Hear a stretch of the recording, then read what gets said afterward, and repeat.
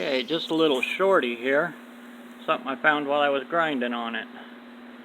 Cleaning up those welds in there. I had my light set there. And I stood back and I looked at it. You can see it there. That one's real bright right now. Kind of like that right there. I think I'll make those are the holes for the bumpers. Where the old bumper used to come through. I think I'll use that for my turn signal. What do you think? And the hazard? I think that'll work.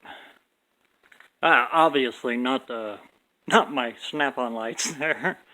Or Dad's snap-on lights. You'd never catch me paying that kind of money for a light. But I'll build a box in there. And put some of those little LED lights. I kind of like that. It's just something I had my light set there while I was grinding and polishing on that. I like that. That looks pretty good. I think I'll do that. Alright, I'm going to get back to work on her here and keep it grinding. Back to work.